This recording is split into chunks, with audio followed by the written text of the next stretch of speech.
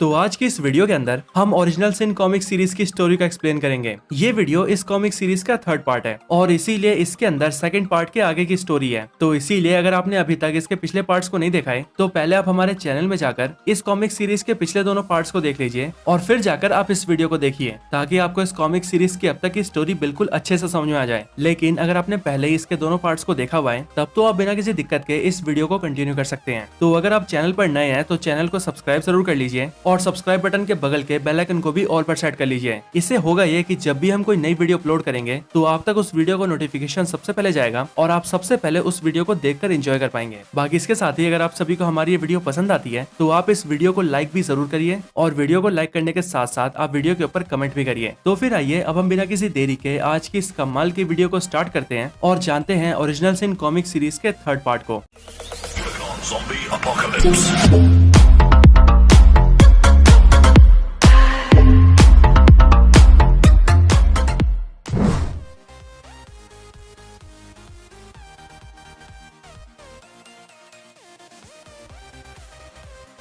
तो इस कहानी में अब तक आपने देखा Thor, captain America, black window, Wolverine और निक फ्यूरी को फोन करता है और उन चारों को चांद पर बुलाता है। और फिर जब सारे सुपर हीरोज चांद पर पहुंचते हैं तब वो ये देखते हैं कि उनके सामने उआटू द वॉचर की लाश पड़ी है और किसी ने उआटू द वॉचर के सर पे गोली मारकर उसकी जान ले ली है और उसकी दोनों आंखों को निकाल लिया है। और जिस गोली से उआटू द वॉचर को मारा गया है वो गोली गामा रेडिएशन से भरी होती है। लेकिन इसी की दूसरी तरफ एक अनजान आदमी सुपर हीरोज की 3 टीम बनाता है, जिसमें से पहली टीम के अंदर ब्लैक पैंथर, एंटमैन और एमा फ्रॉस्ट होते हैं। दूसरी टीम के अंदर डॉक्टर स्ट्रेंज और पनिशर होते हैं और तीसरी टीम के अंदर मून नाइट, विंटर सोल्जर और गमोरा होते हैं। और वो अनजान आदमी इन तीनों को ही अलग अलग मिशंस देता है और उन मिशंस को पूरा करने के लिए कहता है। इधर एवेंजर्स उआटू के कातिल के बारे में जान ही रहे होते हैं। ये तभी उन सबको ये पता लगता है कि अर्थ के ऊपर किसी विलन ने हमला कर दिया है। और फिर जैसे ही सारे सुपर हीरोज अर्थ पर उस विलन को रोकने जाते हैं तभी उन्हें पता लगता है कि कोई शख्स माइंडलेस वंस के जरिए यहाँ पर हमले करवा रहा है। और फिर जब सारे सुपर हीरोज उस शख्स को पकड़ लेते हैं तब हम ये देखते हैं कि वो शख्स और कोई नहीं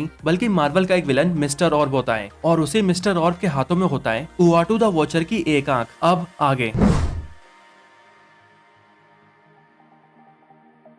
मिस्टर ऑर्ब जैसे ही सुपर हीरोज के सामने पकड़ा जाता है वैसे ही सुपर हीरोज मिस्टर ऑर्ब को सरेंडर करने के लिए कहते हैं। लेकिन मिस्टर ऑर्ब अपने हाथ में रखे वॉचर की आंख को नीचे पटकता है और उससे एक बहुत बड़ा ब्लास्ट करता है। पर उस ब्लास्ट की वजह से किसी को भी चोट नहीं लगती और ऐसा इसीलिए क्योंकि उस ब्लास्ट का असर सुपर हीरोज के ऊपर फिजिकली नहीं बल्कि मेंटली होता है। लेकिन मिस्टर ऑर्ब वहाँ से भाग पाता कि उससे पहले ही निक फ्यूरी मिस्टर ऑर्ब के सामने बंदूक तान देता है और उसे हिरासत में ले लेता है। उसे पकड़ने के बाद निक फ्यूरी उससे पूछता है कि तुम्हारे पास वॉचर की आंख कहाँ से आई? जरूर तुमने ही वॉचर को मारा होगा, बताओ क्यों मारा तुमने वॉचर को? पर यह सब सुनकर मिस्टर ऑर्ब सभी को जवाब देता है कि वॉचर को उसने नहीं मारा। हाँ, वो मानता है कि उसके पास वॉचर की आंख जरूर है लेकिन उसने वॉचर की जान नहीं ली है क्योंकि जब वो वॉचर के पास से आया था तब तक वॉचर जिंदा था, इसीलिए वो वॉचर का कातिल नहीं है। इधर दूसरी तरफ अर्थ के कोर के अंदर ब्लैक पैंथर अपनी टीम के साथ जब सारे मॉन्स्टर्स की डेड बॉडीज को इन्वेस्टिगेट करता है तब उन सभी को भी उन सारे मॉन्स्टर्स की बॉडी के अंदर वैसे ही बुलेट्स मिलते हैं जैसा बुलेट एवेंजर्स को उआटू के सर में मिला था, यानी कि गामा रेडिएशन से भरा हुआ बुलेट। ये देखते ही ब्लैक पैंथर ये समझ जाता है कि ये सारे गामा बुलेट्स भी वैसे ही बुलेट्स हैं जैसे बुलेट्स के बारे में उसे थॉर ने फोन पर बताया था,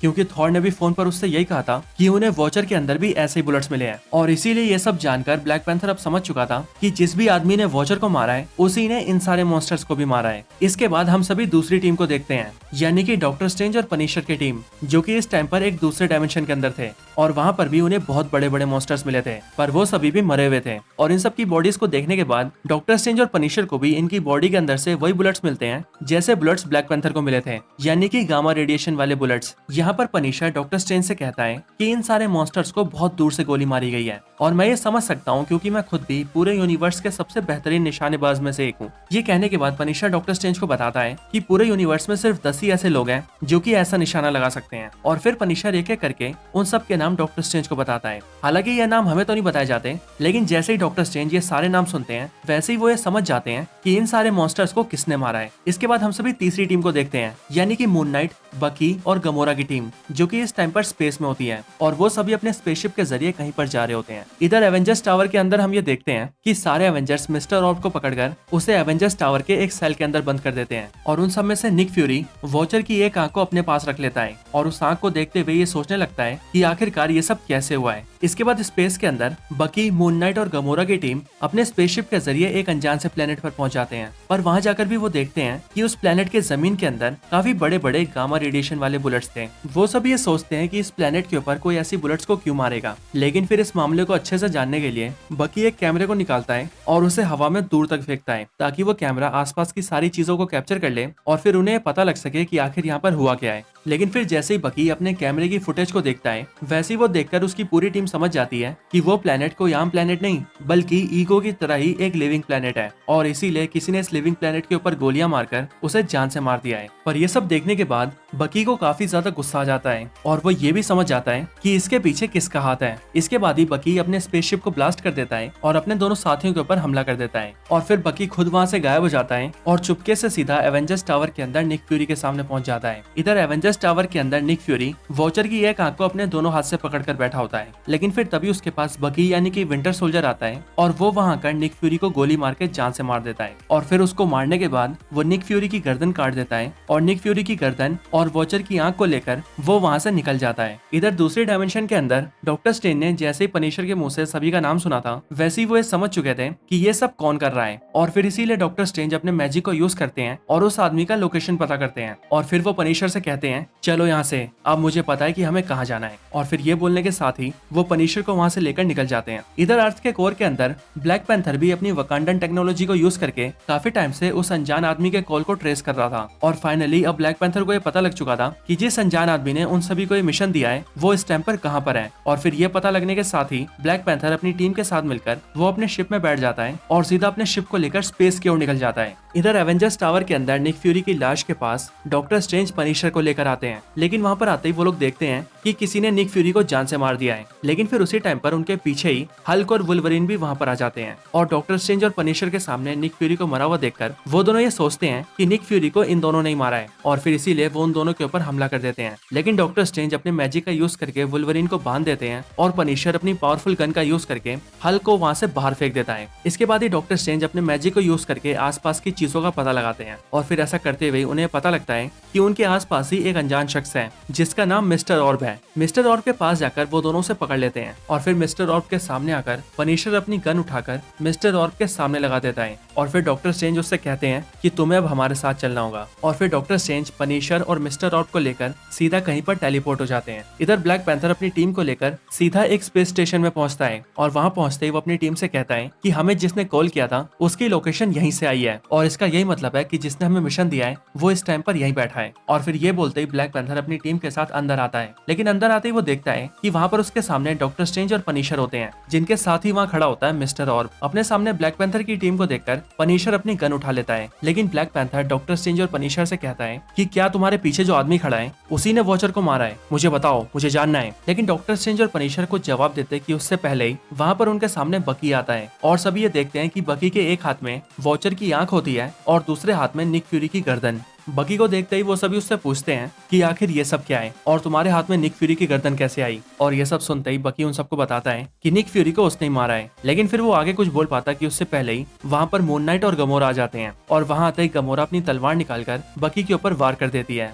लेकिन उसके अटैक से बचने के लिए बकी अपने हाथ में रखे निक फ्यूरी की गर्दन को सामने कर देता है, जिससे गमोरा की तलवार सीधे निक फ्यूरी से टकराती है। लेकिन ऐसा होता ही सभी को पता लगता है कि निक फ्यूरी का वो सर असली नहीं बल्कि मैकेनिकल है, यानी कि वो असली निक फ्यूरी नहीं बल्कि एक रोबोट था। ये देखकर वो सारे लोग शॉक हो जाते हैं और वो सब ये सोचने लगते हैं कि आखिरकार उनके साथ ये सब हो क्या रहा है। लेकिन फिर तभी उन सबके सामने एक दरवाजा खुलता है और उस दरवाजे के अंदर से निक फ्यूरी बाहर आता है। लेकिन ये निक फ्यूरी काफी बूढ़ा होता है, पर इसी के पीछे कई सारे और रोबोटिक निक फ्यूरी होते हैं जो कि पहले वाले निक फ्यूरी की तरह ही जवान होते हैं। बूढ़ा निक फ्यूरी उन सबके पास आता है और वो उन सबसे कहता है कि मैं जानता हूँ कि अभी तुम लोग बहुत परेशान हो और तुम सब यही सोच रहे हो कि आखिर ये सब चल क्या रहा है, पर चिंता मत करो, मैं तुम्हें सब कुछ बताता हूँ। इसके बाद ये निक फ्यूरी अपनी कहानी बताना स्टार्ट करता है। निक फ्यूरी सभी से कहता है ये बात कई साल पहले की है। कई साल पहले जब मैं अपने देश के जवानों के साथ एक बड़ी फाइट लड़ रहा था, तभी उस लड़ाई के बीच ही एक पोर्टल खुल गया और उस पोर्टल के अंदर से कई सारे अनजान एलियंस आने लगे। और उस दिन मैंने जाना कि इस पूरे ब्रह्मांड के अंदर हम लोग अकेले नहीं है, बल्कि हमारे ब्रह्मांड ऐसे विचित्र एलियंस से भरा हुआ है। हमारे सामने आते ही उन सभी एलियंस ने हम पर हमला कर दिया और मुझे भी ऐसा लगा कि ये मेरा अंत है। लेकिन फिर तभी अचानक से मेरे सामने एक अनजान सा आदमी आया आया और उसने आकर मेरी जान बचाई।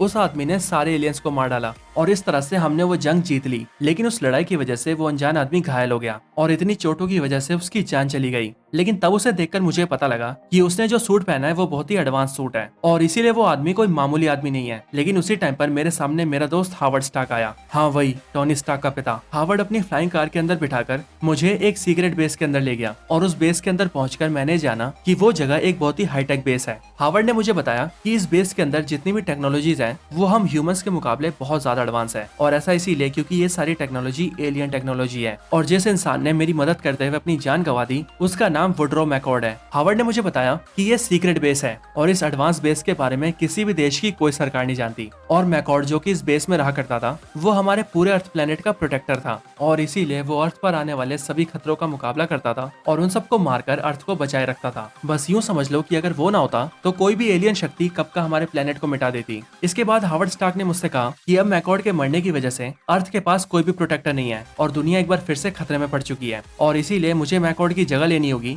और अर्थ का नया प्रोटेक्टर बनना होगा। और फिर इसीलिए तब से लेकर आज तक मैं अर्थ का प्रोटेक्टर हूँ और मैंने दुनिया को बहुत से खतरों से बचाया है। तो दोस्तों, क्या निक फ्यूरी सच कह रहा है? क्या वही अर्थ का प्रोटेक्टर है? क्या उसने अब तक जो भी किया है उससे दुनिया का फायदा हुआ है? और अगर ऐसा है तो वॉचर को किसने मारा है? क्या अगर वॉचर को भी फ्यूरी नहीं मारा है? लेकिन अगर फ्यूरी ने उसे मारा है तो वॉचर को मारने का फ्यूरी के पास क्या रीजन हो सकता है? सवाल कई सारे हैं और जवाब है सिर्फ एक, इस कॉमिक सीरीज का फाइनल पार्ट। क्योंकि आप सभी को आपके इन सारे सवालों के जवाब इस कॉमिक सीरीज के 4th और फाइनल पार्ट में मिलेंगे, जो कि होपफुली आप सभी को कल ही देखने को मिल जाएगा। तो दोस्तों, यही थी वीडियो ओरिजिनल सिन कॉमिक सीरीज के 3rd पार्ट के ऊपर। वैसे आपको ये वीडियो कैसी लगी ये आप मुझे कमेंट्स में जरूर बताएं और अगर आपका कोई और रिकमेंडेशन हो तो वो भी आप मुझे कमेंट करते हुए जरूर बताएं। इसके साथ ही जैसा कि मैं वीडियो की स्टार्टिंग में भी बता चुका हूँ कि अगर आप सभी को हमारी ये वीडियो पसंद आई हो तो आप इस वीडियो को लाइक भी करिए और वीडियो के ऊपर कमेंट भी जरूर करिए, क्योंकि जैसा कि मैं हमेशा कहता हूँ कि आप सभी के लाइक्स और कमेंट से ही हमें मोटिवेशन मिलता है। तो बस आज की इस वीडियो में इतना ही। इस वीडियो को यहीं पर एंड करते हैं। वीडियो पसंद आई हो तो लाइक करें, चैनल को सब्सक्राइब नहीं किया तो अभी कभी सब्सक्राइब करें, वीडियो को शेयर करना चाहते हैं तो इसे अपने दोस्तों के साथ शेयर भी जरूर करें और आप सभी इसी तरह से हंसते और मुस्कुराते रहें। बाकी मैं आप सबसे मिलता हूँ ऐसे किसी और बेहतरीन वीडियो में, तब तक के लिए गुड बाय।